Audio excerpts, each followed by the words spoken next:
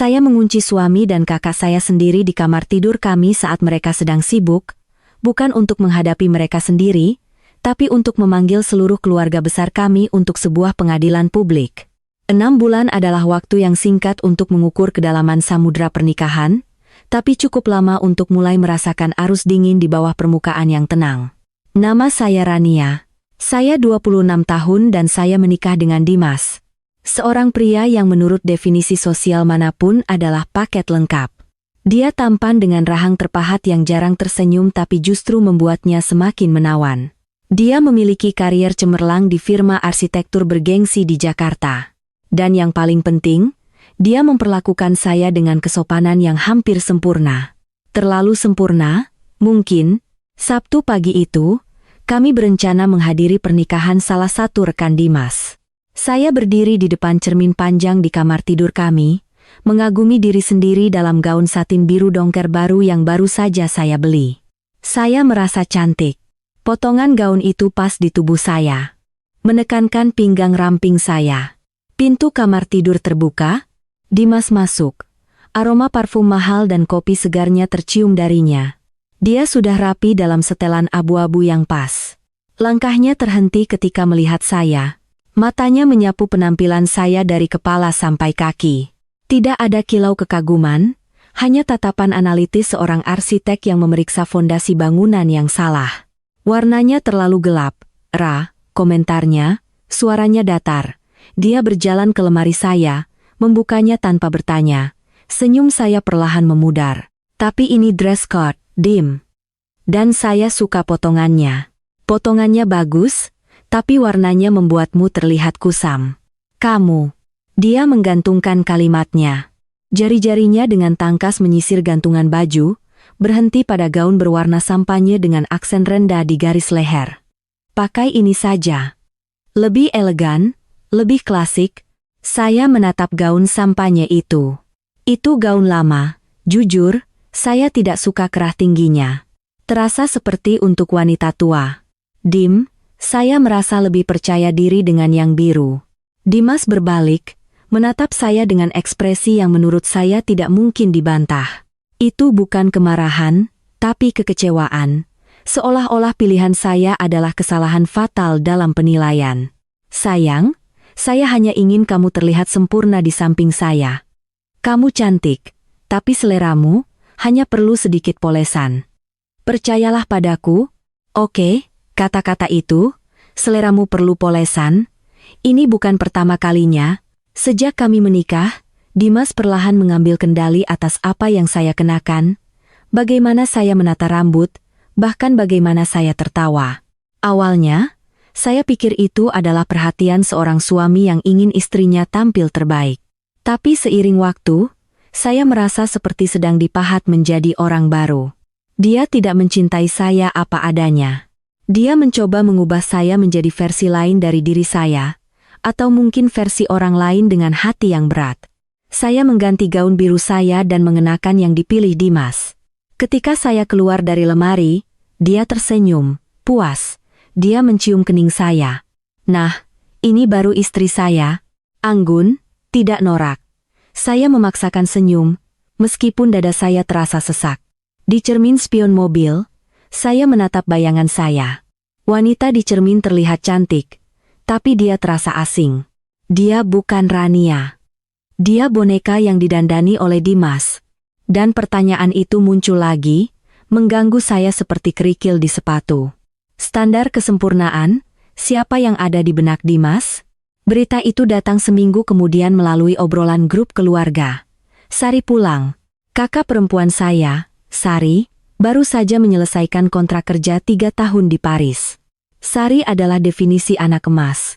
Dia cantik, cerdas, modis, dan selalu menjadi pusat perhatian kemanapun dia pergi. Sejak kami kecil, saya hidup dalam bayang-bayangnya.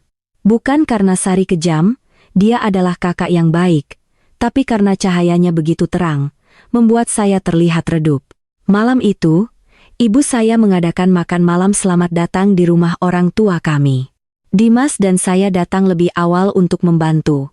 Dia tampak lebih pendiam dari biasanya. Dia terus-menerus memeriksa jam tangannya dan tangan yang memegang gelas airnya sedikit gemetar. "Kamu baik-baik saja, Dim?" Saya bertanya, menyentuh lengannya. Dia tersentak seolah terbangun dari mimpi. "Hah? Oh, tidak. Hanya lelah dari kerja." Pukul 7 malam. Tepat, pintu depan terbuka dengan paduan suara gembira. Sari membuat entrance teatrikalnya yang khas. Dia mengenakan trenchcoat berwarna krem, syal sutra yang tersampir dengan gaya tapi santai, dan sepatu bot kulit. Rambut bergelombangnya jatuh sempurna di bahunya. "Rania," dia memekik, memeluk saya erat. Aroma parfum mahalnya, campuran vanila dan mawar, memenuhi hidung saya. Ya ampun, saya sangat merindukan adik kecil saya. "Selamat datang kembali, Sari," jawab saya tulus. "Saya memang merindukannya." Kemudian Sari melepaskan saya dan matanya tertuju pada sosok di belakang saya. Dimas berdiri kaku di samping meja makan. "Halo, Dimas," kata Sari. Suaranya berubah, menjadi sedikit lebih rendah, sedikit lebih intim. Atau hanya imajinasi saya? "Lama tidak bertemu. Selamat atas pernikahannya.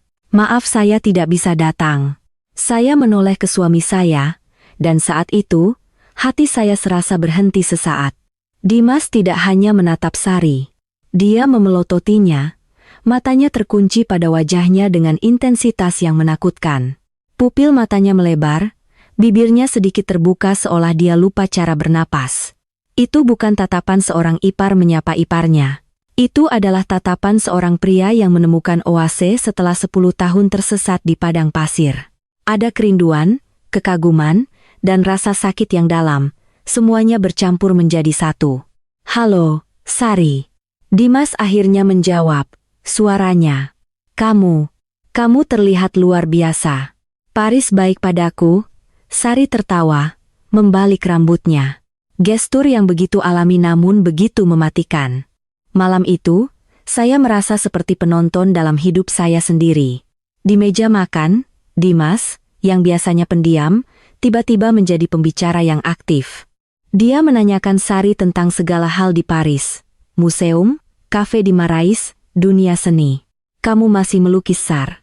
Dia bertanya dengan antusias. "Tentu saja, itu terapi saya," jawab Sari, menggigit steak. "Bagus. Jangan pernah berhenti. Bakatmu langka," puji Dimas. Saya menunduk menatap piring saya. Dimas tidak pernah bertanya tentang pekerjaan saya sebagai editor buku. Dia tidak pernah memuji masakan saya dengan tingkat kegembiraan seperti itu. Di meja ini, dikelilingi oleh keluarga saya merasa sangat sendirian. Dan kesadaran yang paling menyakitkan dari semua itu adalah gaun sampanye yang saya kenakan minggu lalu, yang Dimas sebut elegan, sangat mirip gayanya dengan yang Sari kenakan malam ini. 2 minggu setelah kepulangan Sari, dinamika keluarga kami berubah. Dia sering mampir ke rumah kami atau mengajak kami makan malam. Awalnya, saya senang, tapi sebuah pola mulai muncul, yang menyakitkan. Sabtu malam itu, kami bertiga makan malam di restoran Italia kelas atas. Seharusnya itu malam kencan saya dengan Dimas, tapi Sari menelepon sore itu, mengeluh bosan di rumah, dan Dimas, tanpa berkonsultasi dengan saya, langsung mengundangnya untuk bergabung. Saya mengenakan blas merah marun dan kulot hitam. Riasan saya minimalis, seperti yang disetujui Dimas. Sari tiba dengan gaun hitam sederhana yang memeluk tubuhnya dengan sempurna, dipadukan dengan anting mutiara. Sepanjang makan malam, Dimas dan Sari mendominasi percakapan. Mereka mengenang masa lalu mereka, masa kuliah mereka. Ternyata mereka kuliah di universitas yang sama, meskipun beda angkatan. Saya tahu itu, tapi saya tidak pernah tahu mereka sedekat ini. "Ingat ketika kita di komite orientasi? Kamu dulu begitu intens?" Sari tertawa, menepuk ringan lengan Dimas. Dimas tertawa lepas. Tawa yang jarang saya lihat saat dia bersama saya. "Saya hanya bermain peran, Sar. Kamu tahu saya orangnya lembut. Saya hanya tersenyum kaku, mengaduk pasta saya." "Kalian berdua dulu memang sangat dekat, ya?" Saya bertanya, mencoba masuk ke lingkaran mereka. Keheningan singkat menyelimuti. Sari dan Dimas saling bertukar pandang. Itu sekilas, tapi saya menangkapnya. Ya, kami satu klub. Ra, jawab Dimas cepat, lalu mengganti topik. Dia menatap Sari, lalu ke saya. Ngomong-ngomong, Ra, kamu harus lihat bagaimana Sari memadupadankan aksesorisnya. Sederhana tapi efektif. Wow, anting mutiara itu benar-benar membuat leher terlihat jenjang. Sari tersenyum malu-malu. Oh, ini hanya barang murahan, Dim. Ini bukan tentang harga. Ini tentang selera. Dimas memotong, nadanya tegas. Dia menatap lurus ke arah saya. Tarataras kastarahu, arma harga. Kamu harus banyak belajar dari kakakmu, Ra. Sari memiliki kecantikan yang alami. Dia tidak butuh banyak makeup, tapi auranya yang berkelas memancar. Kalau saja kamu bisa meniru gayanya sedikit, kamu akan terlihat jauh lebih menarik. Klang. Garpu di tangan saya terlepas, mengenai piring keramik dengan suara keras. Restoran tidak terlalu ramai, jadi suaranya sangat jelas. Wajah saya memerah, merasa seolah saya ditampar di depan umum. Dimas baru saja membandingkan saya dengan kakak saya sendiri tepat di depannya, dan secara implisit mengatakan, saya tidak cukup baik. Dim, apa kamu bilang saya tidak menarik? Suara saya bergetar, mencoba menahan emosi. Dimas menghela napas, wajahnya menunjukkan ekspresi lelah seolah berurusan dengan anak kecil yang merengek. Jangan terlalu sensitif, Ra. Saya hanya memberimu feedback yang membangun. Saya ingin kamu berkembang. Kenapa kamu tersinggung? Dim, jangan begitu sama Rania, Sari menyela, tapi nadanya terdengar seperti pembelaan setengah hati. Ada senyum kecil di sudut bibirnya, seringai kemenangan yang dia coba sembunyikan. Rania punya gayanya sendiri. Kata unik dari mulut Sari terdengar seperti eufemisme untuk aneh atau jelek. Saya mau ke toilet, kata saya, berdiri tiba-tiba. Di dalam kamar mandi, saya menatap cermin, air mata membasahi wajah saya. Saya merasa kecil, jelek, dan tidak berharga. Lebih buruk lagi, saya mulai merasa bahwa kehadiran saya di meja itu hanyalah gangguan bagi mereka berdua. Cara mereka berbicara, cara mereka tertawa, cara Dimas memuja Sari. Itu bukan interaksi teman lama. Itu adalah interaksi dua orang dengan sejarah yang belum selesai. Kecurigaan itu seperti rayap. Awalnya, Anda tidak melihatnya, tetapi perlahan-lahan ia memakan fondasi iman Anda sampai semuanya busuk. Minggu itu, saya pergi ke rumah ibu saya sendirian. Dimas mengaku ada deadline proyek, jadi dia tetap di rumah. Ibu meminta saya membantunya membersihkan loteng karena ayah ingin mengubahnya menjadi kantor rumah. Barang-barang kakakmu ada di mana-mana, Ra. Tolong sortir mana yang harus dibuang dan mana yang harus disimpan. Instruksinya, menunjuk tumpukan kotak berdebu di sudut. Saya mulai membuka kotak-kotak itu. Isinya bermacam-macam, buku kuliah, buku sketsa, kaset lama, dan album foto. Sari adalah tipe yang sentimental. Dia menyimpan semuanya. Saat saya membuka kotak sepatu tua yang direkatkan, debu bertebaran di mana-mana. Di dalamnya ada tumpukan surat dan foto Polaroid yang diikat dengan karet gelang. Penasaran, saya mengambil tumpukan foto. Yang pertama, Sari di pantai, tertawa lebar sambil memegang es krim. Cantik.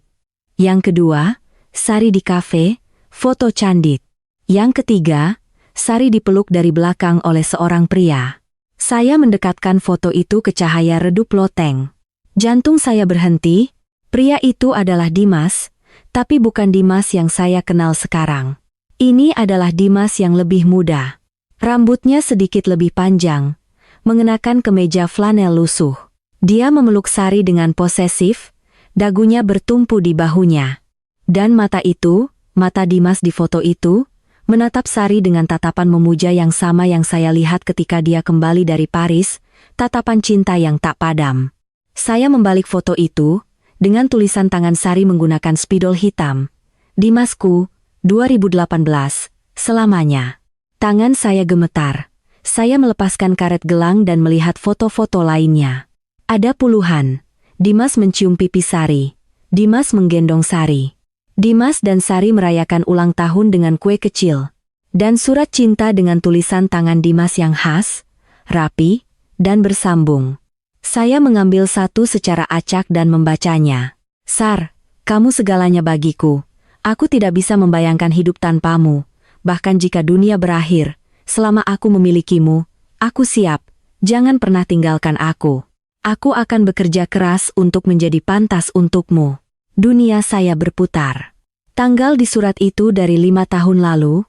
Itu berarti hubungan mereka terjadi setahun sebelum Sari berangkat ke Paris dan 2 tahun sebelum saya bertemu Dimas. Kenapa tidak ada yang memberitahu saya? Kenapa ibu saya merahasiakan ini? Kenapa Sari tidak mengatakan apa-apa? Dan yang terpenting, kenapa Dimas berbohong? Dimas mengatakan mereka hanya teman dari klub kuliah. Dia bilang mereka tidak dekat. Tapi foto-foto ini menceritakan kisah cinta yang epik dan mendalam. Tiba-tiba, semua perilaku Dimas terhadap saya masuk akal. Kritikannya terhadap penampilan saya, usahanya untuk mengubah gaya saya, tatapannya pada Sari. Saya bukan istrinya. Saya adalah hadiah hiburan. Saya adalah pengganti Sari, pengganti yang bisa dia bentuk agar menyerupai aslinya. Air mata saya menetes ke salah satu foto. Rasa sakitnya bukan hanya cemburu. Itu adalah rasa sakit karena ditipu sepenuhnya oleh 2 orang yang paling saya cintai. Saya memotret semua bukti dengan ponsel saya. Kemudian, dengan tangan gemetar, saya meletakkan semuanya kembali ke dalam kotak, merekatkannya seolah tidak pernah tersentuh. Saya butuh jawaban, tapi saya tidak bisa gegabah. Malam itu, setelah saya pulang, suasana terasa dingin. Dimas di sofa menonton TV sambil menggulir ponselnya. Dia tersenyum sendiri ke layar. Saat dia melihat saya masuk, dia cepat-cepat mematikan layar dan meletakkan ponselnya terbalik di meja kopi. Bagaimana di rumah ibu? Sudah selesai bersih-bersih? Dia bertanya. Nadanya santai. Saya meletakkan tas saya, menatapnya intens. Saya tidak bisa menahannya lagi. Saya tidak bisa berpura-pura semuanya baik-baik saja setelah melihat apa yang ada di kotak Pandora itu. Dim. Panggil saya. Suara saya datar, tapi ada ketajaman yang membuatnya menoleh. Ada apa, Ra? Kamu terlihat pucat. Seberapa dekat kamu dan Sari? Sungguh? Dimas membeku. Jakunnya naik turun. Dia mencoba tertawa, tapi terdengar dipaksakan. Kenapa kamu bertanya itu lagi? Saya sudah bilang hanya teman kuliah dari klub yang sama. Anggota klub tidak bermesraan di pantai, Dim. Anggota klub tidak menulis surat yang mengatakan, kamu segalanya bagiku. Saya menyerang langsung. Wajah Dimas memutih. Dia berdiri dan berjalan ke arah saya. Kamu? Kamu menggeledah barang-barang Sari. Ibu meminta saya membersihkan dan saya menemukan semuanya, Dim. Foto-fotomu berdua, surat-suratmu. Mata saya mulai memanas. Kenapa kamu berbohong? Kenapa kamu menikahi saya? Jika kamu adalah mantan pacar kakak saya, apakah saya hanya pelarian? Dimas mencengkeram bahu saya, cengkeramannya erat. Dia menatap mata saya, mencari cara untuk memanipulasi situasi. Tapi kali ini, pertahanan saya kuat. Ra, dengarkan saya. Suaranya rendah, lembut, namun mendesak. Itu masa lalu. Itu 5 tahun lalu. Kami masih muda. Kami bodoh. Itu cinta monyet. Cinta monyet? Saya tertawa getir. Surat-surat itu sangat dalam, Dim. Itu bukan cinta monyet. Oke. Kami berpacaran. Senang? Dimas membentak pelan. Lalu menenangkan diri lagi. Kami berpacaran setahun. Tapi kami putus baik-baik sebelum dia pergi ke Paris. Saya tidak memberitahumu karena saya tidak ingin kamu merasa tidak aman. Saya tahu kamu selalu merasa berada dalam bayangan Sari. Jika saya memberitahumu mantan saya adalah kakakmu, kamu pasti akan menolak saya sejak awal, kan? Tentu saja saya akan menolak, teriak saya. Itu aneh, Dim. Itu menjijikan. Dimas menarik saya ke pelukan paksa. Saya meronta, tapi dia menahan saya erat sampai saya tidak bisa bergerak. Dia membelai rambut saya. ST, tenang Ra, dengar. Saya menikahimu karena saya mencintaimu. Kamu berbeda dari Sari. Sari ambisius, keras kepala, kamu lembut, kamu pengertian, kamu rumah saya, jangan biarkan masa lalu merusak kita. Sari dan saya sudah berakhir. Sudah berakhir. Sekarang saya punya kamu. Saya diam dalam pelukannya, tapi hati saya tidak merasakan kehangatan. Ada yang salah dengan argumennya. Dia menyebut Sari ambisius dan keras kepala, seolah-olah itu sifat negatif. Tapi matanya selalu berbinar ketika memuji kesuksesannya. Dia bilang dia mencintai kelembutan saya, tapi dia selalu mencoba mengubah penampilan saya agar lebih berkelas. Seperti Sari. Jika benar sudah berakhir, saya berbisik ke dadanya. Lalu kenapa nomornya masih tersimpan di ponselmu sebagai museumku? Tubuh Dimas menegang. Saya melihatnya sekilas ketika dia mematikan ponselnya. Nama kontak muncul di notifikasi WhatsApp. Dia melepaskan saya dari pelukan, ekspresinya menjadi dingin, topeng suami yang penuh kasih retak.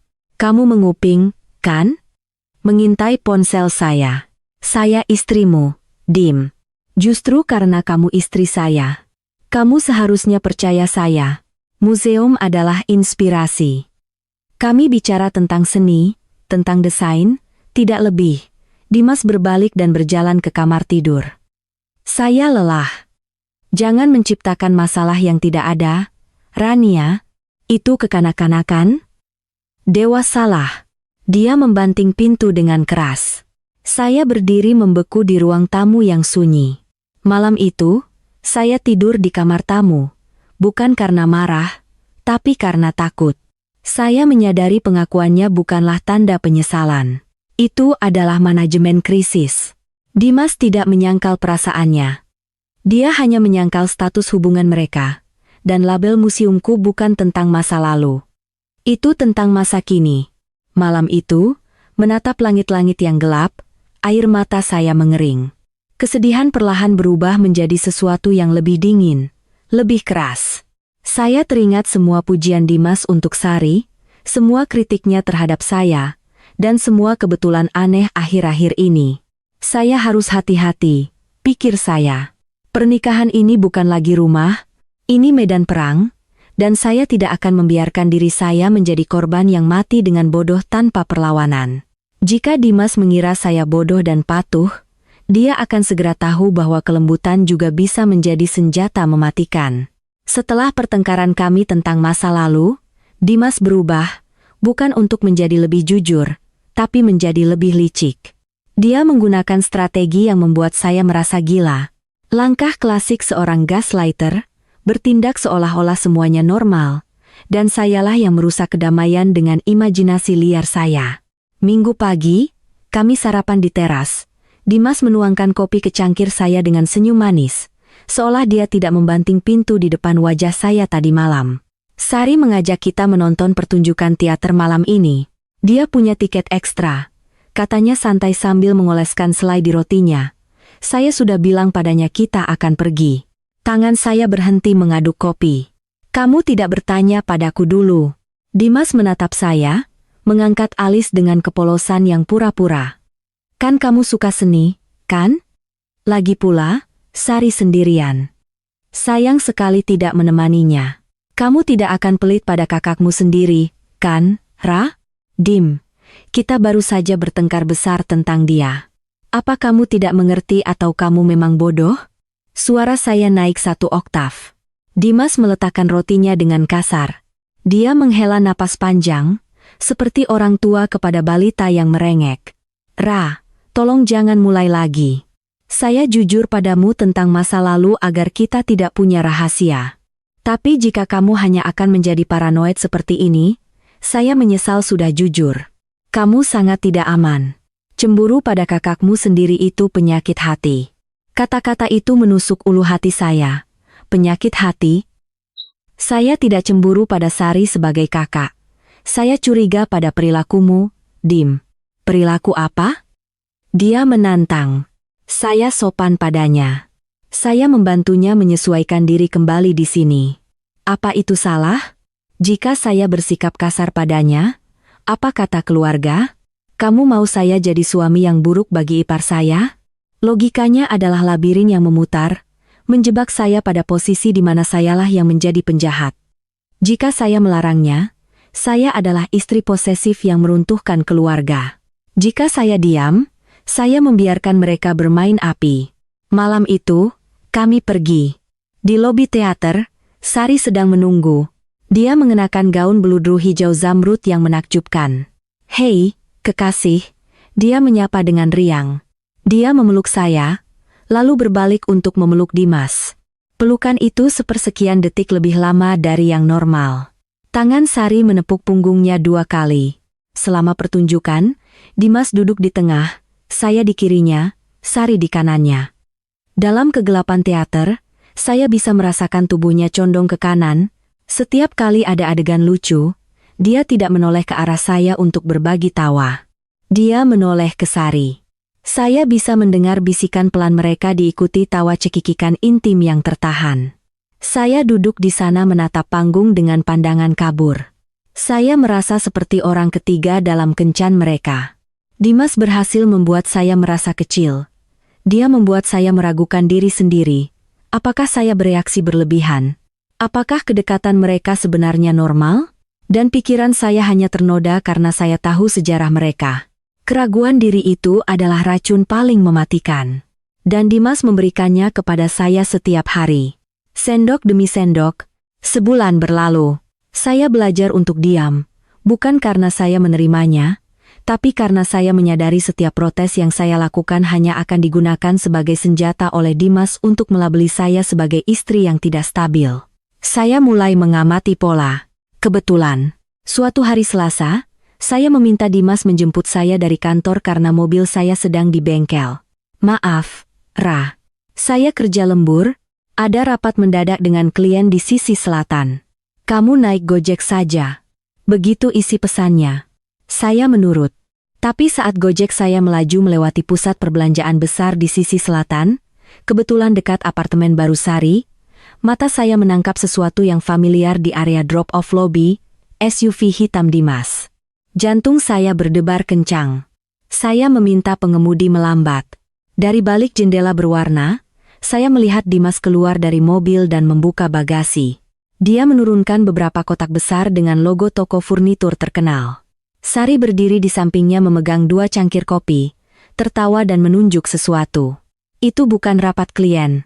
Itu Dimas menjadi sukarelawan penggerak barang untuk apartemen Sari. Saya mengambil gambar dari dalam Gojek. Bukti B. Malam itu, Dimas pulang jam 10 malam. Dia terlihat lelah.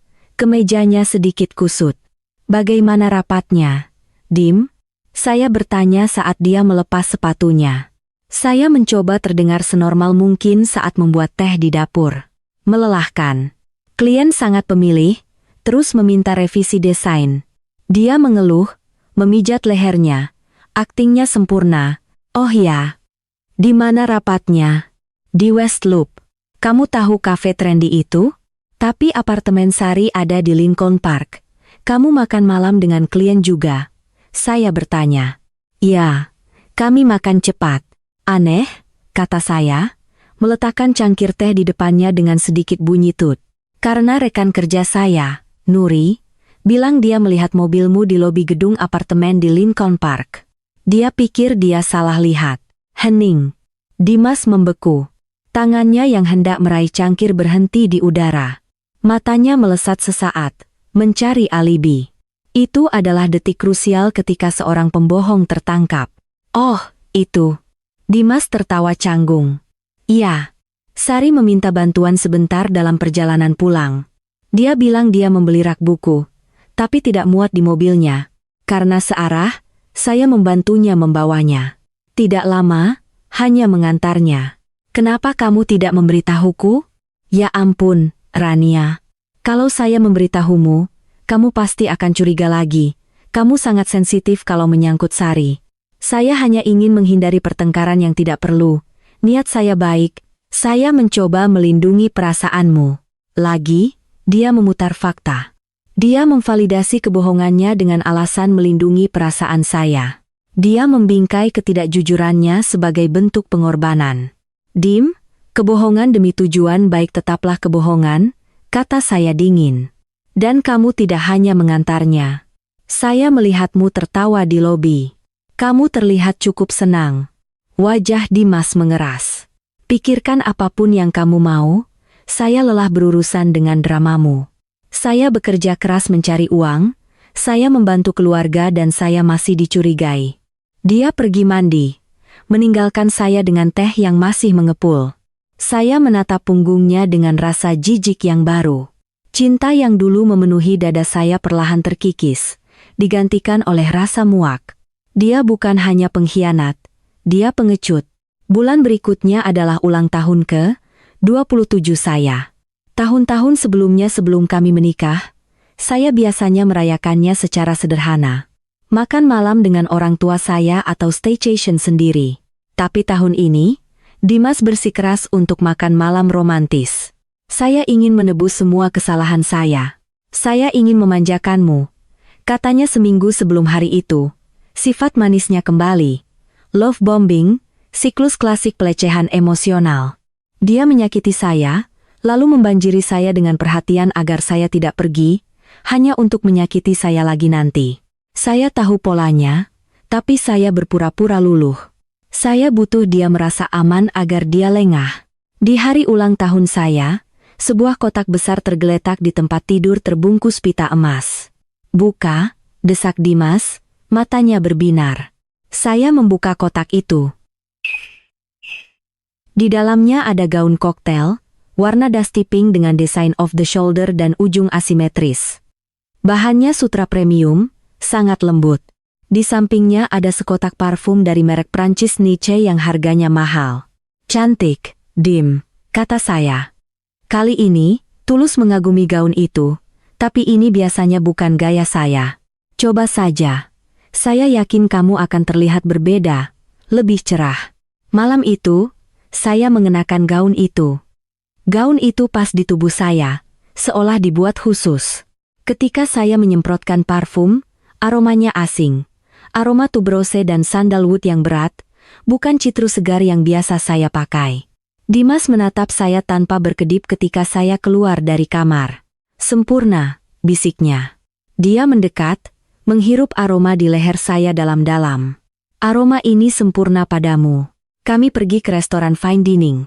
Di tengah makan malam, ponsel Dimas berdering, panggilan video. Sebentar.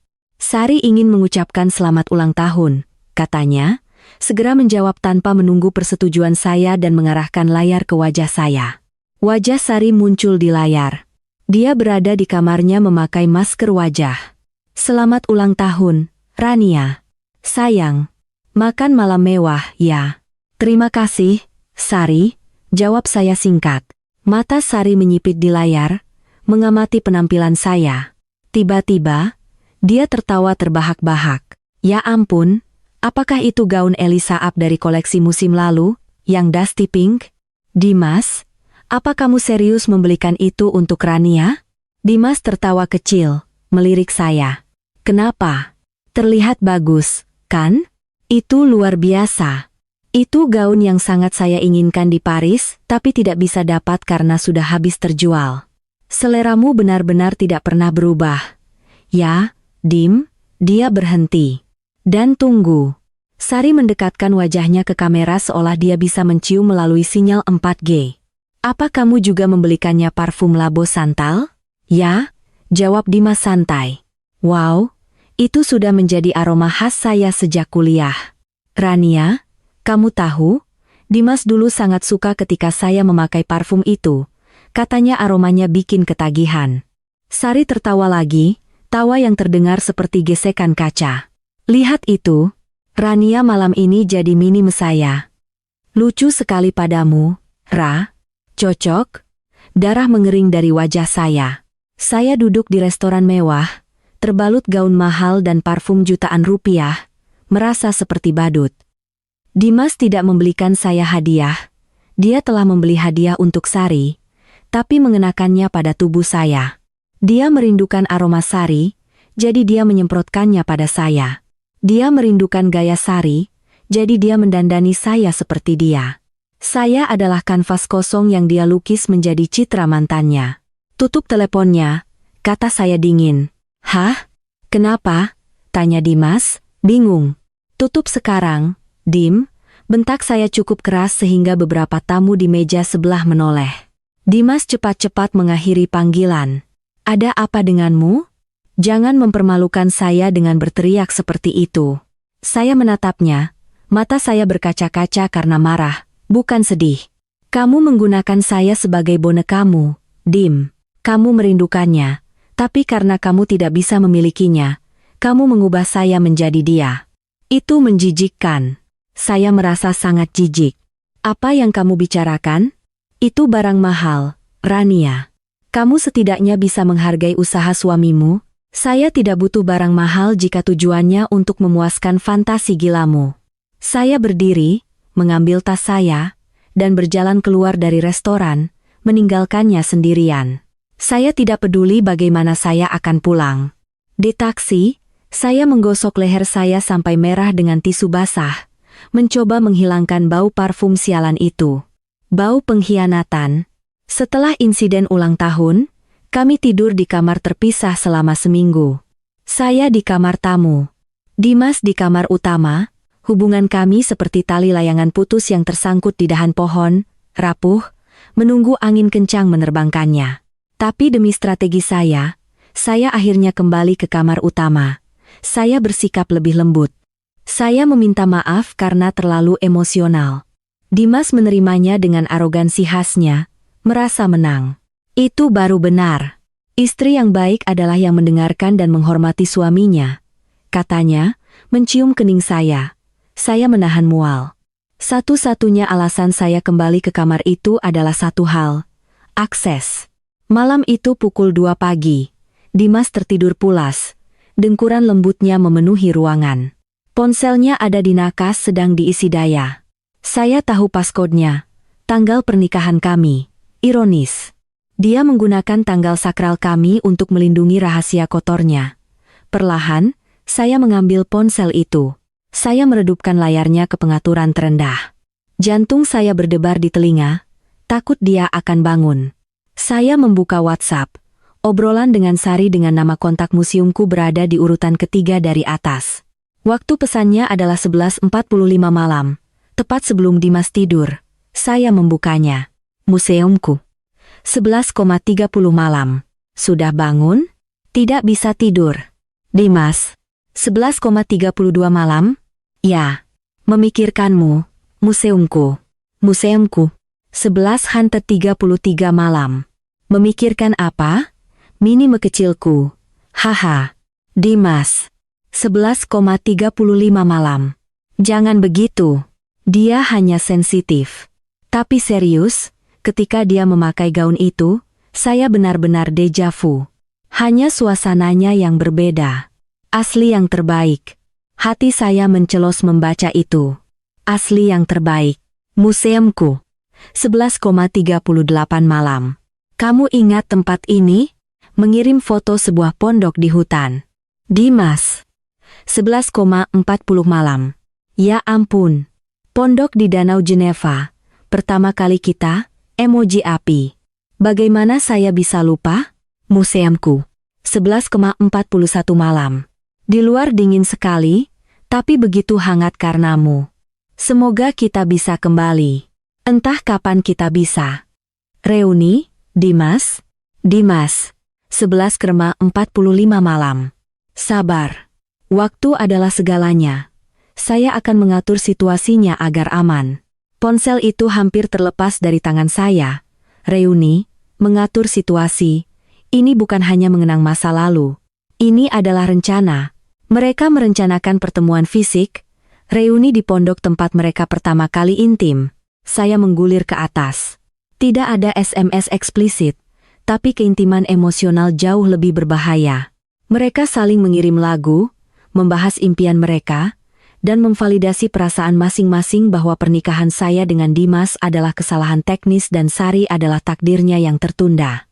Saya segera meneruskan semua obrolan ke alamat email rahasia yang tidak Dimas ketahui. Saya juga mengambil gambar layar obrolan dengan ponsel saya sendiri untuk bukti ganda. Saat saya hendak meletakkan kembali ponselnya, notifikasi baru muncul dari Sari, Museumku 2.01 pagi. Selamat malam, cinta abadiku. Mimpikan aku. Saya menatap Dimas tidur nyenyak. Wajahnya setenang bayi. Bagaimana seseorang bisa tidur senyenyak itu setelah berencana berzina dengan iparnya? Saya tidak tidur sepanjang malam. Saya duduk dalam kegelapan, menyaksikan fajar perlahan menyingsing. Ketakutan dan kesedihan saya benar-benar hilang. Yang tersisa hanyalah rasa dingin yang mematikan. Jika mereka ingin reuni, saya akan memberi mereka reuni yang tidak akan pernah mereka lupakan seumur hidup mereka. Keesokan harinya, saya memulai langkah pertama saya. Saya meminta izin libur kerja 2 hari, tapi tidak memberitahu Dimas. Malam itu, saya pulang dengan ekspresi wajah yang sengaja terlihat kelelahan. "Dim, saya punya kabar buruk," kata saya saat makan malam. "Ada apa?" Dia bertanya tanpa mengangkat wajah dari ponselnya. "Kantor mengirim saya ke Surabaya mendadak. Ada masalah di kantor cabang sana. Saya harus berangkat besok pagi selama 2 malam." Dimas mendongak. Sekilas cahaya menari di matanya. Itu sangat cepat, tapi saya menangkapnya. Itu bukan kesedihan seorang suami yang ditinggalkan istrinya. Itu adalah kilau kebebasan. Wah, mendadak sekali. "Sudah pesan tiket?" Dia bertanya, suaranya mencoba terdengar prihatin. "Sudah. Penerbangan pertama besok pagi. Maaf, Dim. Kamu akan sendirian di sini." "Tidak apa-apa, Ra. Ini untuk pekerjaan. Kamu hati-hati. Fokus saja pada pekerjaanmu. Jangan khawatirkan rumah. Saya bisa menjaga diri sendiri." Saya bisa menjaga diri sendiri artinya saya bisa bebas selingkuh. Malam itu, saya mengemas koper saya. Dimas membantu saya dengan antusiasme yang mencurigakan. Setelah koper siap, kami pergi tidur. Pagi harinya, saya berangkat dengan taksi bandara yang sudah dipesan. Dimas melambaikan tangan di gerbang dengan senyum lebar. Kirim pesan ketika sudah mendarat. Begitu taksi keluar dari perumahan kami, saya meminta pengemudi untuk berbalik. "Pak, bisa kita ke Hotel Marriott di jalan utama di depan?" Saya tidak jadi ke bandara. Pengemudi bingung tapi menurut. Saya check-in ke hotel hanya 15 menit dari rumah saya. Di kamar, saya membuka laptop saya. 2 hari yang lalu, saat Dimas keluar bermain sepak bola, saya telah memasang 2 kamera mata-mata kecil seukuran kancing. Satu disembunyikan di antara buku-buku di rak ruang tamu. Yang lain diletakkan di atas lemari pakaian di kamar tidur utama, disamarkan di antara tumpukan tas. Kamera-kamera itu terhubung ke aplikasi di laptop dan ponsel saya, mengalir secara real-time. Pukul 9 pagi, Dimas berangkat kerja seperti biasa. Pukul 11 pagi, notifikasi datang di ponsel saya dari grup obrolan keluarga. Ibu saya mengirim foto. "Sari demam, tidak bisa datang ke acara kumpul keluarga sore ini." Saya tersenyum sinis. "Sakit atau sedang bersiap?" Pukul 4 sore, Dimas pulang kerja lebih awal dari biasanya. Di layar laptop saya melihatnya masuk ke rumah dengan tergesa-gesa. Dia tidak berganti pakaian santai. Sebaliknya, dia mandi dan memakai lebih banyak kolone. Dia merapikan kamar tidur, mengganti spray dengan yang baru, spray sutra berwarna marun yang kami terima sebagai hadiah pernikahan dan jarang digunakan. Jantung saya berdebar kencang saat saya menyaksikan persiapannya. Dia sedang menyiapkan panggung untuk sandiwara kotornya. Pukul 5 sore, ponsel Dimas berdering di ruang tamu. Dia menjawabnya dengan speaker sambil menyalakan lilin beraroma. "Halo, sayang. Saya dalam perjalanan." Suara Sari terdengar jelas dari CCTV. "Oke. Saya biarkan pintu garasi sedikit terbuka." "Masuk saja langsung agar tetangga tidak melihat," jawab Dimas. Suaranya gemetar karena kegembiraan. "Rania aman di Surabaya. Kita punya waktu sampai lusa. Tidak sabar bertemu denganmu. Saya merindukan sentuhanmu." "Saya juga," Sari merengek. Dimas menutup telepon, lalu berdiri di depan cermin ruang tamu, merapikan rambutnya. Dia tersenyum pada bayangannya sendiri. "Akhirnya," gumamnya. Di kamar hotel saya menutup laptop sesaat. Tangan saya sedingin es. Ini adalah bukti yang saya tunggu-tunggu. Tapi bukti visual saja tidak cukup untuk menghancurkan mereka di mata keluarga kami yang memuja Sari. Saya butuh saksi mata, saya butuh operasi penyergapan. Saya mengangkat ponsel saya dan mengetik pesan siaran ke grup obrolan keluarga besar. Grup yang diam-diam saya buat tanpa Dimas dan Sari. Tante, Om, Ibu, Ayah, Bapak dan Ibu H. Orang tua, Dimas. Saya minta maaf mengganggu. Saya memohon kepada kalian semua. Mohon datang ke rumah saya tepat pukul 6 sore. Ada keadaan darurat mengenai keselamatan pernikahan saya. Mohon jangan menghubungi Dimas atau Sari. Tolong, demi saya, datang saja. Setelah mengirim pesan, saya bersiap. Saya mengenakan pakaian serba hitam seolah sedang berkabung karena hari ini sesuatu sedang mati. Pernikahan saya, rasa hormat saya kepada kakak saya, dan cinta saya kepada suami saya, semuanya akan dikubur hari ini. Saya meninggalkan hotel dan memanggil taksi. Alamat ini, tolong, dan cepatlah, kata saya kepada pengemudi. Perburuan telah dimulai. Jam digital di sudut layar laptop saya menunjukkan pukul 5.15 sore.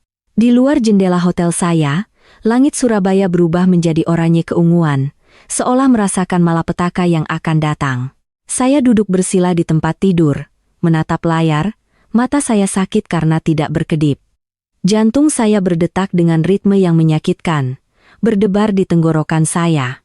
Di layar, feed hitam putih dari kamera ruang tamu sangat jelas. Sebuah Honda HR-V putih berhenti di depan rumah. Mobil Sari. Dimas muncul dari pintu depan.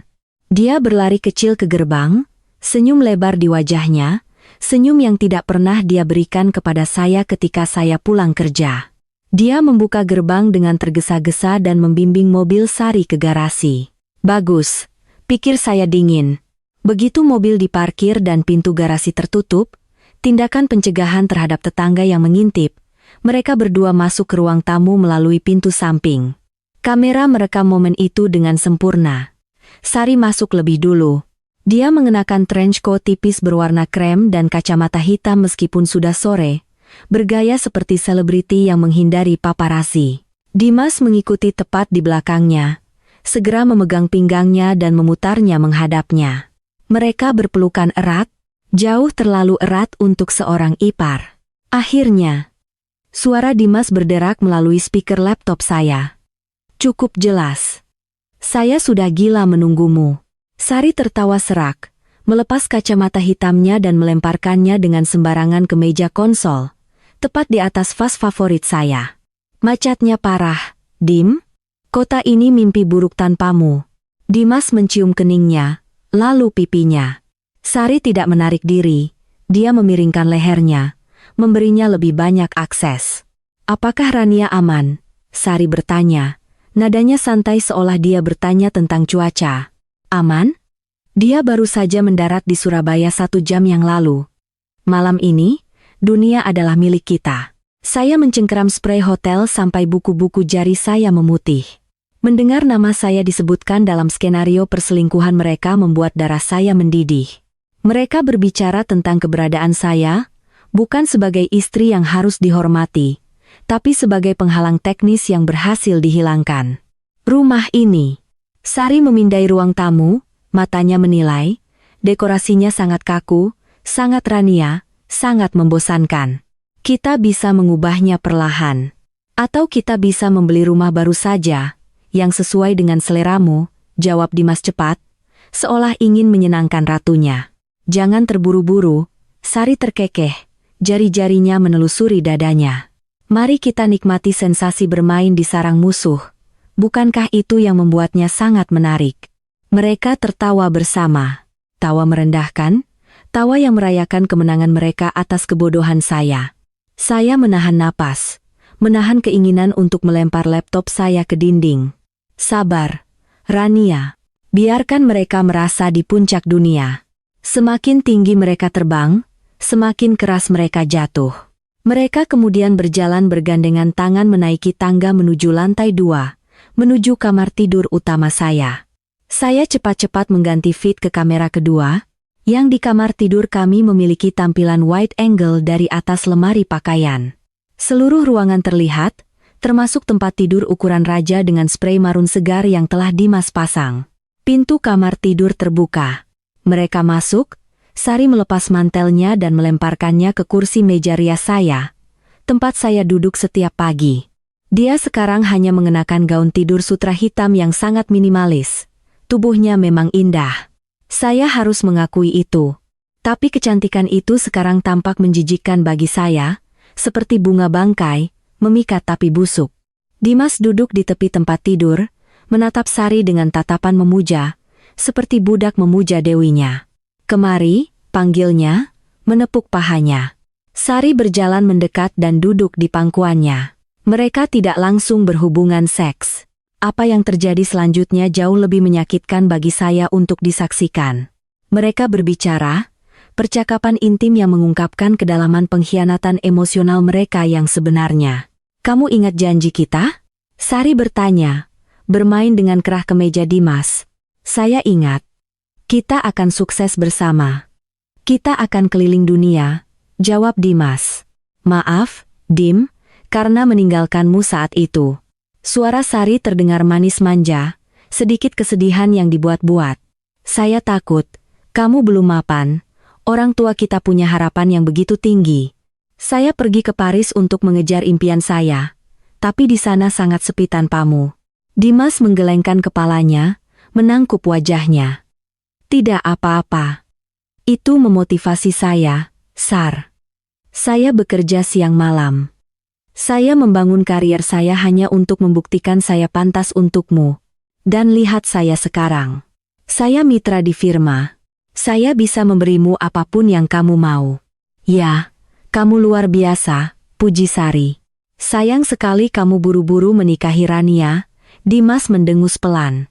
"Itu kesalahan strategis, Sar. Saya pikir dengan menikahi Rania, saya bisa tetap dekat dengan keluargamu, tetap melihatmu. Saya pikir dia bisa menjadi penggantimu. Ternyata dia tidak bisa. Dia terlalu polos, terlalu lugu. Tidak ada tantangan." Saya membeku di depan laptop saya. Air mata jatuh tanpa izin. Kesalahan strategis, terlalu polos, tidak ada tantangan. Jadi selama ini, kebaikan saya, kesabaran saya, pengabdian saya sebagai istri. Di mata Dimas, itu hanya membosankan. Dia tidak mencari rumah yang damai. Dia mencari drama dan tantangan yang ditawarkan Sari. Saya hanyalah pion. Dimas menggunakannya untuk tetap berada di orbit Sari. Rania orang baik, saya rasa. Dimas melanjutkan seolah mencoba menenangkan hati nuraninya. Tapi dia seperti air. Sehat tapi hambar. Kamu seperti anggur. Memabukkan, dasar kamu iblis bermulut manis." Sari tertawa, lalu mencium bibirnya. Ciuman itu semakin dalam. Tangan Dimas mulai meraba-raba. "Tunggu." Sari menghentikan ciuman sejenak. "Pintunya terkunci?" "Terkunci. Dan lagi pula, Rania ada di Surabaya. Siapa yang akan masuk?" "Hantu." "Mungkin?" Sari bercanda. "Hantu masa lalu kita sudah ada di sini," bisik Dimas. Mereka berdua tertawa lagi dan jatuh kembali ke tempat tidur, ke atas sprei marun. Ke tempat di mana saya dulu tidur dan bermimpi masa depan bersamanya. Saya membanting laptop sampai tertutup. Napas saya tersengal-sengal. Gelombang mual menyerang saya, tapi saya menelannya. Tidak ada waktu untuk air mata, tidak ada waktu untuk mengasihani diri sendiri. Mereka pikir mereka aman, mereka pikir mereka pemenang. Mereka salah besar. Saya meraih tas saya, mengenakan hoodie hitam dan masker. Saya berjalan keluar dari kamar hotel dengan langkah panjang dan mantap. Sudah waktunya pulang. Perjalanan taksi dari hotel ke rumah saya hanya memakan waktu 15 menit, tapi terasa seperti berjam-jam. Langit di luar sudah benar-benar gelap sekarang. Adzan maghrib baru saja berkumandang dari masjid terdekat, menciptakan soundtrack ironis untuk dosa yang terjadi di rumah saya. "Mbak, apa saya lewat jalan belakang saja?" "Jalan utama macet," tawar pengemudi. "Ya, tolong lewat jalan samping dan matikan lampu kabin," pinta saya. Saya tidak ingin tetangga mengenali saya ketika saya keluar. Ponsel saya bergetar. Pesan dari ibu saya. "Ra, Ayahmu dan ibu dalam perjalanan. Om Rudi dan Tante Lisa juga. Ada apa? Kamu menakuti kami. Kamu baik-baik saja, sayang? Saya menjawab singkat. Tolong parkir agak jauh dari rumah saya. Jangan membunyikan klakson. Tunggu isyarat saya di gerbang. Ini penting, Bu. Taksi berhenti 2 rumah dari rumah saya. Saya membayar, memberi tip besar kepada pengemudi agar dia tidak bertanya-tanya. Saya berdiri di trotoar menatap rumah saya sendiri. Rumah minimalis 2 lantai dengan dinding abu-abu dan pagar hitamnya tampak tenang, damai, dan hangat dari luar. Lampu teras menyala. Tidak ada tanda-tanda kehidupan. Mobil Sari tersembunyi di garasi, dan lampu di lantai 2 redup. Siapapun yang melihat rumah itu akan berpikir penghuninya sedang beristirahat atau pergi. Tidak ada yang akan menduga bahwa di dalamnya, 2 pengkhianat sedang merayakan kemenangan mereka. Saya merayap menuju gerbang. Saya meraba-raba tas saya mencari kunci gerbang cadangan yang selalu saya bawa. Logam dingin itu terasa berat di tangan saya. Gerbang pejalan kaki kecil itu tidak digembok, hanya dikait. Dimas pasti lupa dalam ketergesaan yang didorong nafsu. Bodoh. Saya membukanya perlahan. Engsel yang baru dilumasi tidak mengeluarkan suara. Saya menyelinap masuk ke halaman saya sendiri seperti pencuri. Di garasi, saya mengintip melalui celah ventilasi. HRV putih Sari terparkir rapi di sebelah sepeda motor Dimas. Saya berjalan menuju pintu samping. Jantung saya berdetak sangat kencang sehingga rasanya tulang rusuk saya akan retak. Keringat dingin mengalir di punggung saya. Ada ketakutan primordial, ketakutan akan konfrontasi. Tapi kemarahan saya jauh lebih besar. Ini bukan hanya tentang perselingkuhan. Ini tentang martabat saya. Ini tentang 6 bulan hidup saya yang saya sia-siakan melayani seorang pria yang diam-diam menertawakan saya. Saya mencapai pintu samping. Saya memasukkan kunci, memutarnya perlahan. Klik, tidak terkunci. Saya melepas sepatu, masuk dengan kaus kaki saya. Lantai granit dingin menyengat kaki saya. Rumah itu sunyi kecuali dengungan kulkas. Tapi dari lantai atas, saya bisa samar-samar mendengar musik, jazz instrumental. Playlist andalan Dimas untuk menciptakan suasana. Saya menarik napas dalam-dalam, mengisi paru-paru saya dengan keberanian. Saya bukan lagi Rania, istri yang patuh. Malam ini, saya Rania, sang algojo. Saya mulai menaiki tangga satu persatu, tanpa suara. Lantai 2 remang-remang diterangi oleh lampu dinding kuning lembut di lorong. Pintu kamar tidur utama, ruangan yang seharusnya menjadi ruang paling sakral dalam pernikahan kami, sedikit terbuka. Celah 10 cm. Dimas ceroboh, atau mungkin dia sangat yakin saya berada ratusan kilometer jauhnya di Surabaya, sehingga dia tidak merasa perlu menutupnya dengan benar. Melalui celah itu, saya bisa melihat bayangan mereka bergerak di dinding. Cahaya dari dalam berasal dari lampu tidur dan lilin beraroma di nakas. Saya bisa menciumnya dari sini, campuran tebal lavender dan musk. Saya mendekat ke pintu, tangan saya yang gemetar meraih ponsel di saku jaket saya. Saya membuka aplikasi kamera. Flash off, suara Rana mati. Saya mengarahkan lensa melalui celah.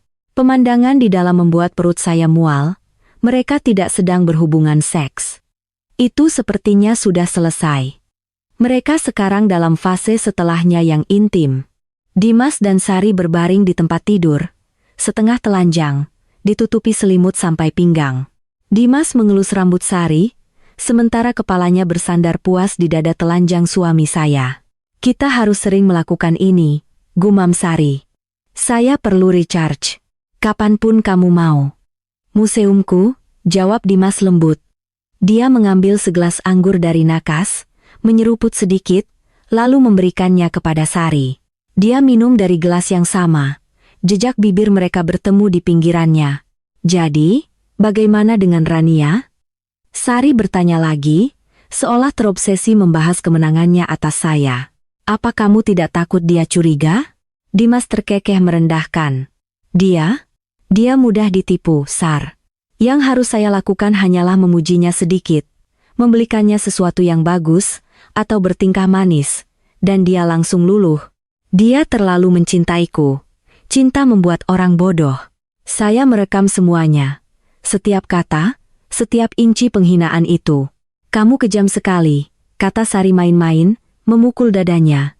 Tapi dia tertawa. Tapi hei, saya senang. Jika dia cerdas, kita tidak bisa melakukan ini. Tepat sekali. Jadi biarkan saja dia menjadi istri pajangan di rumah ini. Yang penting hati saya, jiwa saya akan selalu menjadi milikmu, kata Dimas, mencium puncak kepala Sari. Kamu adalah ratuku, Sar. Rania hanyalah persyaratan administratif untuk membuat saya terlihat terhormat di masyarakat. Cukup. Saya sudah cukup mendengar. Saya ingin mendobrak pintu. Saya ingin menjambak rambut Sari dan menampar wajah Dimas. Saya ingin berteriak sampai tenggorokan saya serak. Tapi saya menahan diri. Saya menggigit bibir bawah saya sampai berdarah untuk menahan tangis. Jika saya menerobos masuk sekarang, mereka akan menyangkalnya. Mereka akan menyebutnya kesalahan sesaat. Mereka akan memohon pengampunan dan mengulanginya lagi nanti, lebih hati-hati. Atau lebih buruk lagi, Sari akan memutarbalikkan cerita dan membuat saya terlihat seperti wanita gila histeris, sementara dia berperan sebagai korban yang digoda. Tidak, hukuman mereka bukan jeritan. Hukuman mereka adalah kehancuran total, kehancuran sosial, kehancuran reputasi. Saya butuh saksi hidup. Rekaman ini kuat, tapi melihatnya dengan mata kepala sendiri akan menciptakan dampak traumatis dan keyakinan yang tidak seorang pun, terutama orang tua kami, bisa menyangkal. Dengan tangan saya masih merekam, saya mengambil beberapa foto sebagai cadangan. Flash tetap mati. Mereka terlalu larut dalam dunia mereka sendiri untuk menyadari lensa kamera yang mengintai dari balik pintu. Saya mundur perlahan, langkah terberat yang pernah saya ambil dalam hidup saya. Meninggalkan suami saya memeluk wanita lain di tempat tidur kami, saya menuruni tangga, kaki saya terasa seperti jeli. Air mata akhirnya jatuh, sunyi dan deras. Rasa sakit itu tidak lagi tajam. Itu adalah rasa sakit yang tumpul menyebar ke seluruh tubuh saya, membuat saya mati rasa. Persyaratan administratif, istri pajangan, cinta membuat orang bodoh. Mulai saat ini, kata-kata itu akan memicu kebencian saya. Selamat tinggal, Rania bodoh. Halo, Rania tak berperasaan. Saya mencapai lantai dasar. Saya mengusap wajah saya kasar dengan lengan baju, menghapus air mata. Ini bukan waktunya menangis. Ini waktunya eksekusi. Saya keluar dari pintu samping lagi. Kali ini, saya mengeluarkan kunci yang berbeda. Saya mengunci pintu samping dari luar. Klik, klik. 2 putaran. Itu adalah kunci ganda yang tidak bisa dibuka dari dalam tanpa kunci. Lalu saya berjalan ke pintu depan. Terkunci dari dalam oleh Dimas, tapi saya punya kunci duplikat untuk lapisan luar, gerbang keamanan besi. Dengan hati-hati, saya menutup gerbang besi di teras depan dan menguncinya dengan gembok besar yang kami gunakan saat kami pergi berlibur. Sekarang semua pintu keluar lantai dasar disegel. Satu-satunya jalan keluar adalah melalui balkon lantai 2, yang terlalu tinggi untuk melompat, atau dengan mendobrak pintu, yang akan memakan waktu. Mereka terperangkap seperti tikus di labirin. Saya berjalan kembali ke halaman depan dan duduk di kursi teras rotan. Saya duduk dalam kegelapan mengamati jalanan pinggir kota yang tenang. Pukul 6.15 sore, 3 mobil melaju di jalan saya secara berurutan. SUV hitam ayah saya, van paman saya, dan sedan mertua saya. Mereka telah datang. Sesuai instruksi saya, mereka parkir sekitar 20 meter jauhnya agar suara mesin tidak terdengar. Saya berdiri dan berjalan ke gerbang untuk menyambut mereka. Ibu saya adalah yang pertama keluar dari mobil, wajahnya terukir kekhawatiran. Dia setengah berlari ke arah saya. Rania. Ya ampun, sayang. Bisiknya, setengah menjerit ketika melihat kondisi saya. Wajah saya pucat, mata saya bengkak, dan saya mengenakan pakaian serba hitam. Ada apa? Di mana Dimas? Apa kamu sakit? Ayah saya mengikuti di belakangnya, wajahnya tegang. Mertua saya, orang tua Dimas, terlihat bingung dan takut. Rania, ada apa ini? Kenapa kumpul mendadak? Di mana Dimas? Tanya ibu mertua saya. Suaranya bergetar. Saya tidak menjawab, saya hanya menatap mereka satu persatu dengan tatapan kosong. Masuk, Bu, Ayah, Om, Tante. Suara saya serak, seperti orang yang tidak minum air berhari-hari. Tolong diam.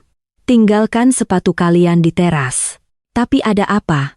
Ayah saya menekan, insting orang tuanya merasakan bahaya. Kalian akan lihat sendiri, Ayah, jawab saya dingin. Saya tidak bisa menjelaskannya. Biarkan mata kalian sendiri yang memberitahu. Saya membuka gerbang lebar-lebar, membiarkan delegasi keluarga masuk ke halaman saya. Ada 8 orang total. Orang tua saya, mertua saya, paman saya Rudi, kakak laki-laki ayah saya, istrinya, Tante Lisa, dan 2 sepupu laki-laki saya, yang dibawa paman Rudi untuk cadangan. Suasana terasa berat dan sunyi, hanya suara langkah kaki di jalan masuk. Ketika mereka melihat Honda HR-V putih di garasi, ibu saya mengerutkan kening.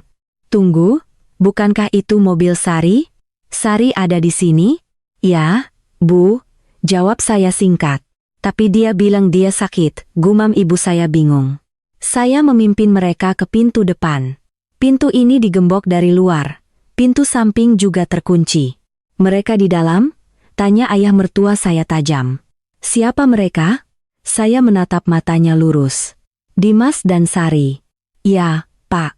Suami saya dan kakak saya ada di kamar tidur saya. Kalimat itu seperti sambaran petir di siang bolong. Ibu saya menutup mulutnya. Matanya membelalak ketakutan. Wajah ayah saya memerah, rahangnya terkatup. Ibu mertua saya mencengkeram dadanya, hampir pingsan jika suaminya tidak menahannya. Jangan berani-berani bercanda tentang ini, Rania, desis ayah saya. Itu tuduhan keji. Saya tidak membela diri. Saya merogoh saku dan mengeluarkan kunci gembok. Saya tidak menuduh, Ayah. Silakan masuk. Mereka ada di lantai 2, pintunya tidak tertutup rapat. Naik tangga perlahan, agar mereka tidak punya waktu untuk bersiap. Saya membuka gembok gerbang dengan suara klang keras yang bergema dalam kesunyian malam. Lalu saya membuka pintu utama dengan kunci rumah saya. Ruang tamu yang gelap menyambut kami. Silakan, kata saya, menyingkir, memberi jalan bagi para hakim untuk memasuki ruang sidang. Saya akan menunggu di sini. Ayah saya masuk lebih dulu, langkahnya lebar dan penuh amarah. Dia diikuti oleh orang tua Dimas yang gemetar. Lalu Om Rudi dan yang lainnya. Saya tetap di teras. Saya tidak ingin melihat penggerebekan itu. Saya tidak perlu. Saya hanya perlu mendengarnya. Dan memang benar. 30 detik kemudian, raungan menggelegar datang dari lantai 2. Suara ayah saya, menghancurkan kesunyian malam dan menghancurkan reputasi 2 orang di dalamnya selamanya. Kalian kotoran, apa yang kalian lakukan? Itu diikuti oleh jeritan histeris Sari dan suara sesuatu yang jatuh. Saya bersandar pada dinding teras, menatap langit malam tanpa bintang. Angin sejuk menerpa wajah saya. Tapi untuk pertama kalinya dalam 6 bulan, saya merasa benar-benar bebas. Kandang telah terkunci, sidang telah dimulai. Raungan ayah saya seperti gunung berapi yang sudah lama tidak aktif meletus. Getarannya bergetar melalui dinding, menembus lantai beton, dan mencapai telinga saya saat saya bersandar di dinding teras. Setelah teriakan awal, suara kacau menyusul.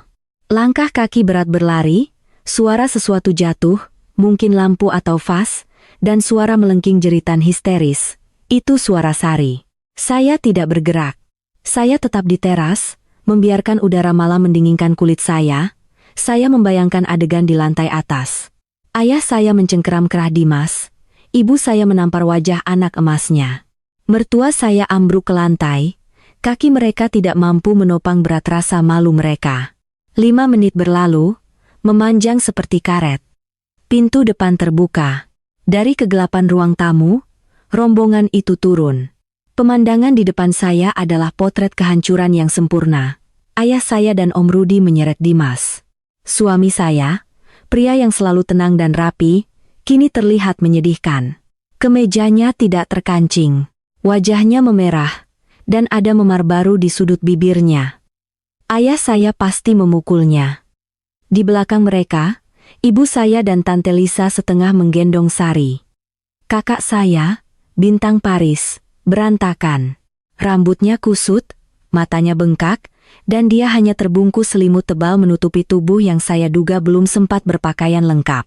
Akhirnya, ayah mertua dan ibu mertua saya berjalan turun, kepala mereka tertunduk malu. Bahu ayah mertua saya bergetar dengan isak tangis tertahan. Kehormatan keluarga mereka hancur dalam hitungan menit. Di rumah menantu mereka sendiri. Duduk, bentak ayah saya, melemparkan Dimas ke sofa ruang tamu. Sari diletakkan di kursi tunggal di seberangnya. Masih terisak, sakit, Bu. Jangan kasar-kasar, dia merengek. Diam kamu, bentak ibu saya. Itu pertama kalinya dalam hidup saya mendengar ibu saya meninggikan suara pada Sari. Nada suaranya untuk Sari selalu lembut, penuh pujian.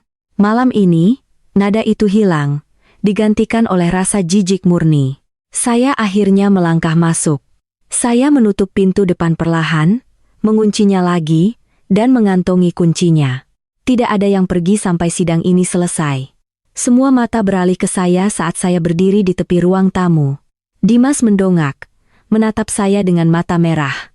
Ada kilatan kemarahan di matanya seolah sayalah yang telah menjebaknya, seolah sayalah penjahatnya.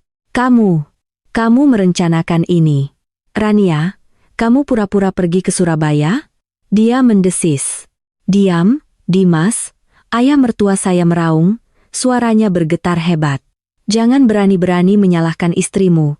Kamu binatang di sini. Saya berjalan dengan tenang melintasi ruangan, melewati mereka semua, dan duduk di kursi kayu di sudut dekat televisi. Itu adalah posisi strategis. Saya bukan terdakwa. Saya adalah jaksa. Silakan ayah, kata saya datar. Sidang dimulai. Udara di ruang tamu mencekik. Jelaskan, suara ayah saya rendah tapi mematikan. Dia berdiri dengan tangan di pinggang. Tatapannya bergantian antara Dimas dan Sari. Apa yang baru saja kami lihat? Apa yang kalian lakukan di kamar tidur adikmu sendiri? Sari menangis lebih keras. Taktik klasik untuk mendapatkan simpati. Ayah, ini salah paham. Saya hanya mampir dan saya merasa pusing. Dimas hanya membantu saya memijat kepala. Saya bersumpah demi Tuhan. Ayah, memijat kepalanya?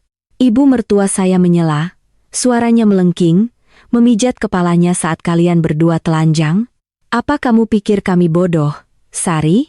Kami punya mata. Kalian berdua di tempat tidur berpelukan. Itu dingin karena AC, Tante. Saya hanya meminjam selimut. Sari terus berbohong, merangkai cerita yang semakin konyol. Dimas, menyadari alasan Sari tidak masuk akal, mencoba pendekatan yang berbeda. Dia menatap ayah saya dengan wajah memohon. Ayah, saya minta maaf. Itu kelemahan sesaat. Iblis menggoda saya. Sari datang ke sini menangis, bicara tentang mantannya. Saya hanya mencoba menghiburnya. Saya tidak punya niat lain. Saya bersumpah. Saya mendengus kecil. Iblis menggoda saya. Klasik. Pria selalu menyalahkan entitas supernatural ketika mereka tidak bisa menjaga resleting mereka. Kelemahan sesaat, kata Om Rudi sinis. Saking lemahnya sampai Rania harus menggembok pintu. Itu berarti dia sudah tahu sejak lama. Rania, sudah berapa lama kamu tahu? Semua orang menoleh ke saya. Saya menegakkan punggung. Saya curiga selama 2 bulan terakhir. Kenapa kamu diam saja, sayang? Ibu saya bertanya lembut. Air mata membasahi pipinya yang berkerut. Karena jika saya berbicara tanpa bukti, Dimas akan menyebut saya gila. Sari akan bilang saya tidak aman dan cemburu buta. Jawab saya tenang, menatap tajam ke arah Sari. Dia memalingkan muka. Saya ingin ayah dan ibu melihat sendiri siapa anak emas kalian dan menantu sempurna kalian sebenarnya. Rania, tolong. Dimas tiba-tiba berlutut, menyeret kakinya ke arah saya. Dia mencoba memegang tangan saya. Sayang, dengarkan saya salah. Saya mengakuinya. Tapi tolong jangan mempermalukan saya seperti ini di depan orang tua kita. Mari kita selesaikan ini di antara kita. Saya suamimu, Ra, pemimpinmu. Saya menarik kaki saya seolah dia kotoran. Pemimpinku? Saya tertawa. Suara kering, Hampa. Pemimpin macam apa yang berzina dengan iparnya sendiri di rumah istrinya sendiri? Saya tidak. Kami tidak melakukan apa-apa. Dimas menyangkal cepat. Kami hanya berpelukan. Tidak terjadi apa-apa. Pembohong, potong saya. Saya bersumpah. Ra, kamu tidak punya bukti bahwa kami melakukan apapun? Dimas mulai panik, suaranya meninggi. Dia mencoba gaslighting terakhir, bertaruh bahwa saya hanya melihat mereka berpelukan. Saya berdiri perlahan dan mengambil kabel HDMI dari meja TV. Kamu pikir satu-satunya bukti saya adalah mata saya sendiri? Saya bertanya, mencolokkan kabel ke laptop saya, yang sudah saya siapkan di tas saya. TV pintar 50 inci di ruang tamu berkedip hidup, menampilkan desktop laptop saya. Teknologi itu jujur, Dim. Ia tidak bisa berbohong, ia tidak bisa gaslighting, dan ia tidak bisa mengalami kelemahan sesaat. Saya mengklik file video terbaru. Video mulai diputar. Gambar hitam putih dari kamera mata-mata kamar tidur muncul di layar besar. Kualitasnya HD. Suaranya jernih berkat mikrofon sensitif yang saya beli. Di layar, Dimas dan Sari masuk ke kamar. Mereka berciuman, tangan meraba-raba. Mereka jatuh ke tempat tidur. Ruang tamu hening, sangat hening. Bahkan isak tangis Sari pun berhenti seketika. Wajahnya pucat pasi seperti mayat. Dimas membeku, matanya membelalak, menatap layar seolah dia melihat hantu. Ibu saya membenamkan wajahnya di bantal sofa, tidak sanggup menonton. Ayah saya berpaling, tinjunya terkepal begitu erat sampai bergetar. Saya memajukan video melewati bagian fisik yang menjijikkan, langsung ke bagian setelahnya. Bagian yang paling saya ingin mereka lihat. Suara Dimas bergema dari speaker TV. Dia mudah ditipu, Sar. Yang harus saya lakukan hanyalah memujinya sedikit, membelikannya sesuatu yang bagus. Dia langsung luluh. Dia terlalu mencintaiku. Cinta membuat orang bodoh. Ibu mertua saya terkesiap, menatap putranya tidak percaya. Lalu suara Sari. Kamu kejam sekali. Tapi hei, saya senang. Jika dia cerdas, kita tidak bisa melakukan ini. Dan klimaksnya, kata-kata Dimas yang menjadi vonis mati bagi pernikahan kami. Jadi biarkan saja dia menjadi istri pajangan di rumah ini. Yang penting hati saya, jiwa saya akan selalu menjadi milikmu. Kamu adalah ratuku, Sar. Rania hanyalah persyaratan administratif untuk membuat saya terlihat terhormat di masyarakat. Saya menekan jeda. Gambar membeku di layar tepat saat Dimas mencium kening Sari. Nama file terlihat jelas. Bukti perselingkuhan 1 MP4. Saya berbalik menghadap mereka. Persyaratan administratif, saya ulangi perlahan. Istri pajangan. Itu saya di matamu, Dim. Hanya formalitas agar kamu terlihat sukses. Agar kamu tidak disebut bujangan menyedihkan yang tidak bisa move on. Dimas tidak bisa menjawab. Mulutnya terbuka dan tertutup seperti ikan kehabisan air. Tidak ada lagi penyangkalan. Tidak ada lagi argumen tentang hanya pijatan. Bukti itu telanjang dan brutal. Anak tidak tahu malu. Ayah mertua saya berdiri dan, plak. Tamparan keras mendarat di pipi Dimas. Begitu kuat sampai kepalanya terlempar ke samping. Saya membesarkanmu untuk menjadi pria yang bertanggung jawab. Bukan pengecut yang bermain-main dengan putri orang, teriaknya. Dia mencengkeram dadanya, napasnya tersengal-sengal. Ibu mertua saya bergegas membantunya duduk lagi. Ayah saya berjalan ke arah Sari. Dia menunduk, tubuhnya gemetar hebat. Dia tahu perisai anak emasnya telah hancur. Sari, suara ayah saya bergetar. Saya mengirimmu ke luar negeri untuk belajar. Saya membanggakanmu kepada semua orang. Saya selalu menyuruh Rania untuk lebih seperti kakaknya. Dan ini siapa kamu sebenarnya? Perusak rumah tangga yang mengkhianati adikmu sendiri. Ayah, saya minta maaf. Sari mencoba memegang tangannya. Dia menepisnya. Jangan sentuh saya. Kamu membuat saya jijik. 3 kata itu, kamu membuat saya jijik. Pasti menghancurkan Sari lebih dari apapun. Dia adalah anak yang berkembang dengan validasi orang tua. Dan malam ini, dia telah kehilangan sumber kehidupannya. Di tengah kehancuran, sesuatu yang menarik terjadi. Aliansi cinta sejati antara Dimas dan Sari mulai retak di bawah tekanan. Itu idenya, Ayah. Sari tiba-tiba berteriak, menunjuk Dimas. Wajahnya berantakan karena air mata dan ingus. Tidak ada lagi kecantikan ala Paris yang tersisa. Dimas yang mengejar saya.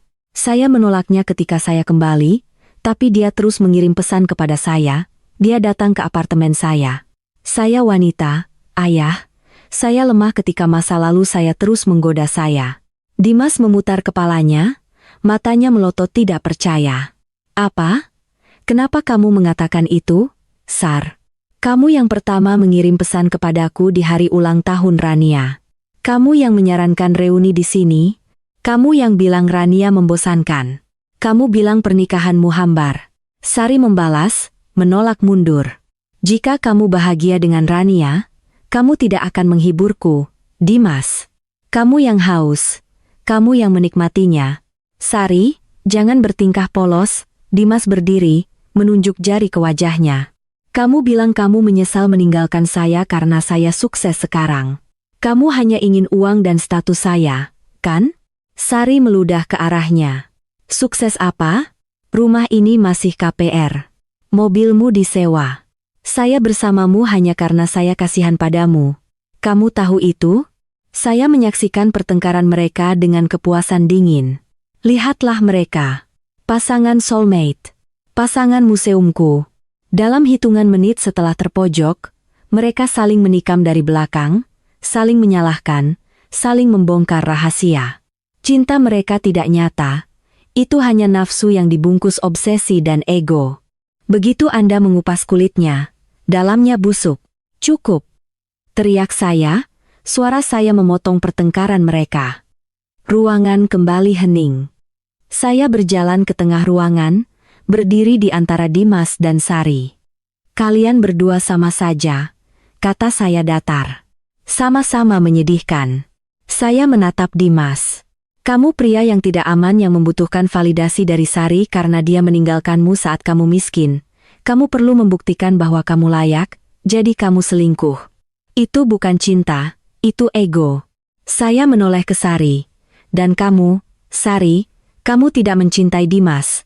Kamu hanya cemburu padaku.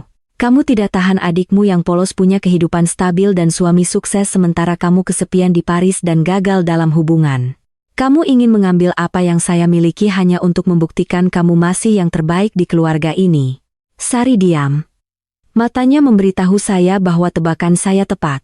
Kalian tidak saling mencintai, saya melanjutkan. Kalian hanyalah dua orang yang hancur menggunakan satu sama lain untuk mengisi lubang di hati kalian sendiri. Dan kalian tahu apa? Silakan saja. Kalian pantas satu sama lain. Saya menoleh ke mertua dan orang tua saya. Ibu. Ayah, saya minta maaf jika metode saya malam ini kasar, tapi saya tidak punya pilihan lain. Tidak, sayang. Kamu benar, kata ibu mertua saya, Trisak. Sayalah yang seharusnya minta maaf. Saya gagal mendidik Dimas dengan benar. Saya sangat malu, Rania.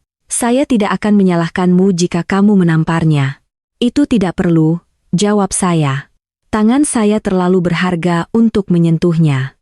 Saya melepas cincin pernikahan saya, cincin emas putih sederhana dengan berlian kecil yang telah Dimas pasang di jari saya dengan janji manis.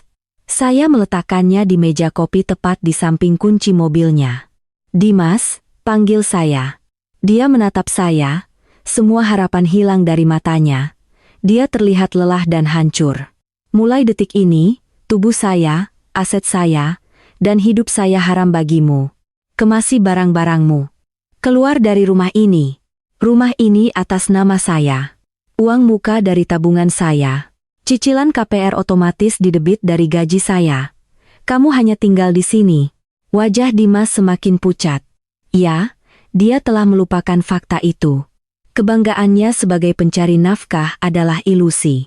Sayalah yang memikul lebih banyak beban finansial, tapi saya diam saja untuk melindungi egonya.